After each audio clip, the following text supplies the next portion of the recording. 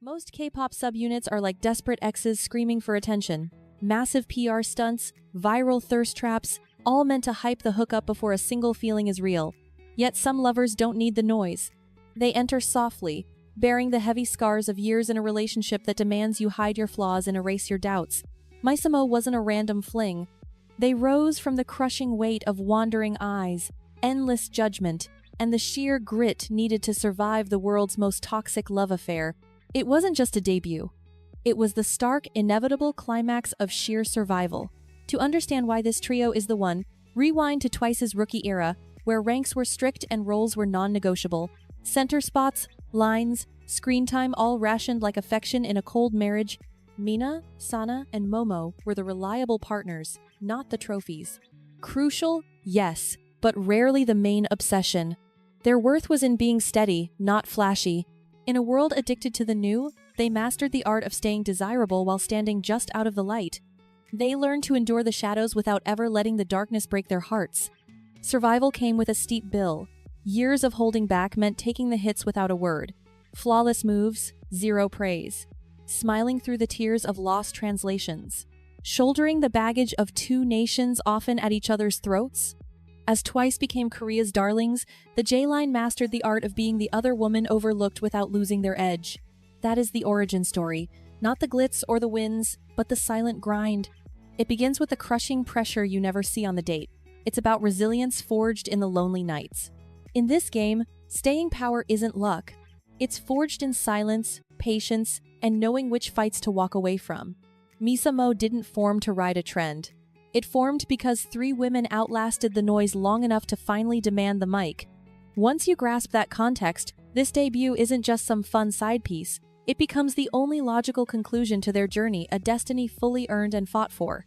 To see how the grind sculpts queens before it shatters them, don't go anywhere. Hit subscribe, commit to the channel right now, and let's get intimate with the details. As Twice skyrocketed, the pressure to stay in outdated boxes grew suffocating. K-Fame doesn't relax the rules, it tightens the leash. Every move is tracked. Every slip, a breakup-worthy scandal. For Mina, Sana, and Momo, the era after the big break wasn't just cheers, it was a fight to exist under a gaze that never blinked. Survival meant enduring a jealous microscope that zoomed in closer with every win, defining their days by sheer stamina. Momo faced a brutal, non-stop critique. Her skill as a top-tier mover was weaponized, boxing her in as a mere machine. The story sold was harsh. Great body, no soul, moves without meaning. In a scene that hates uneven stats, she soaked up hate that trailed her like a stalker. Even with her massive impact, the chatter constantly asked if she truly belonged in the relationship, reducing a complex artist to just a body that could dance. Sana's burden was a cultural tragedy. One sweet post for her homeland sparked a firestorm overseas, proving how fast idols get drafted into wars they never started. She bore the heavy yoke of a diplomat forced to walk a political tightrope between nations. One slip meant chaos. She had to be the silent bridge, keeping the balance even as the ground shook. The price of linking two worlds? You must silence your own heart just to keep the peace. Mina's battle was a war within. The spotlight, usually her safe arms, morphed into a trigger for panic so deep she had to step back from the relationship. Her hiatus wasn't just a break. It was a stark sign of how fragile peace is in a biz that requires you to be on 24/7. When she walked back out, shielded by her sisters, it revealed the secret behind the glam. In this cutthroat world, true strength isn't a solo act. You survive because others hold you close. This chaos didn't crack the Japanese trio. It forged them like steel. No drama, no scenes, just inner grit. They mastered patience and trust. Unknowingly, they were building the emotional foundation for a future that was unthinkable, a future that demanded they survive this mess first. When Twice hit their next phase, the dynamic shifted. They were safe at the top, but safety here brings a new anxiety.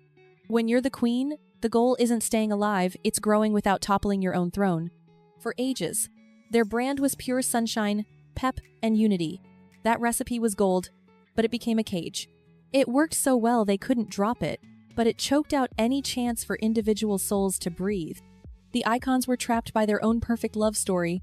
As they grew up, the scene shifted. Fans aged. Tastes changed. People wanted depth, not just smiles. That's where the crack formed. How do you serve grown-up vibes without killing the magic that got you paid? How do you let women evolve when their public image is sealed in stone? It's the classic commitment issue. Change and risk alienating the core, or simply stagnate and die. The fix wasn't a fight, it was a spin-off, not a breakup, but a new arrangement. A subunit was the valve, release the heat without blowing the engine. For the trio, the timing was key. They'd shown grit, faith, and steel for years. They weren't begging for a break. They had banked enough credit to buy their own lane. It wasn't a request. It was a receipt for loyalty. Backstage, this move meant more than a #1 spot.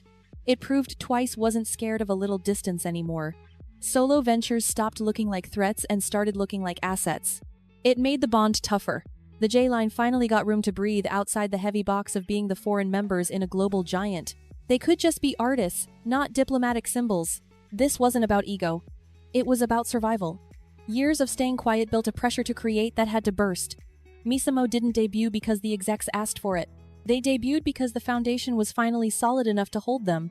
When that gate unlocked, their path showed just how drastically different their real vibe was from the cute, polished dolls they'd been painted as for so many years. When MiSaMo took the stage, the shock hit hard. This wasn't Twice 2.0 or a safe rebound. The beat, the tempo, the look, it all screamed new era. While Twice's J-pop tracks were usually loud, manic parties, MiSaMo went dark. They chose mood, tension, and quiet power over pop explosions.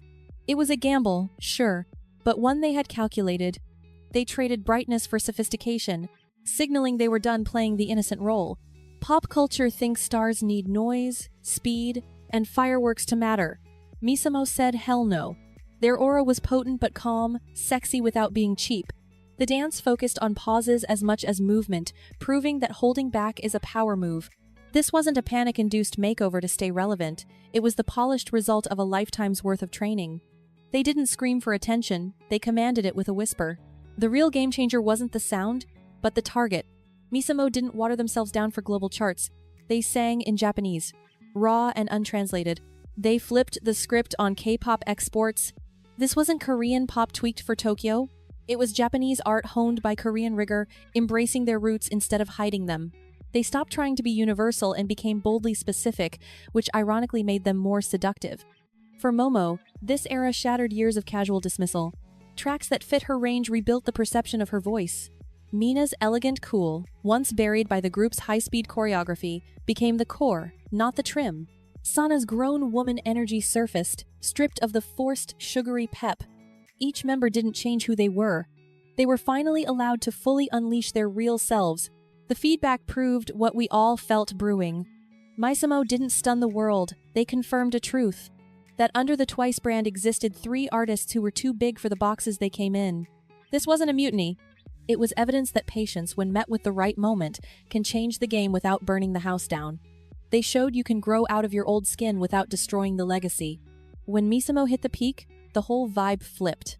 What started as a corporate move became a masterclass on how staying power, cool heads, and loyalty beat viral trends any day. Their win wasn't about drama or infighting, because that was zero. Twice kept crushing it with their trademark sound, while MiSaMo cruised in a lane that would have broken the main group if they tried it there. Both entities thrived because they weren't enemies, they were complements. No threat, just pure artistic coexistence. This kind of harmony is a rare unicorn. Subunits usually reveal breaks, not bonds. MiSaMo flipped the whole script. They showed what happens when a group is safe enough to let members fly without fear. Their work wasn't loud, thirsty, or built for the algo. It was intentional. Every drop felt measured, tight, and bold, reflecting artists who fully grasped their art and didn't need to flex to prove it. They proved their value through absolute, cool mastery. The impact here is deeper than numbers and sold-out concert venues. MiSaMo redefined how mature evolution can look in an industry obsessed with youth and immediacy. They proved that patience compounds, that hate, when survived, becomes structure. That years spent being overlooked don't vanish, they stack up, hardening into heavy authority when the moment to shine finally arrives. This narrative strips the idol mask right off. Forget the trophies or debuts, look at the quiet loyalty they nursed. Years spent floating just out of the spotlight, the heavy burden of being outsiders. The romance scrubbed clean from every sleek teaser. MiSaMo didn't hide from the harsh truth. They kissed the scars, turning them into a chemistry so electric you can't help but gaze. This is exactly why we fall so hard. It isn't just a victory. It is a sultry whisper promising that the wildest fires start after the darkest, chilliest nights. Dying for more scandalous tea on the tension, the heartache, and the manipulative games behind the scenes? Then tap subscribe, click like, and leave your confessions below. We are just getting started, darling. The next twist is already flirting with you right now.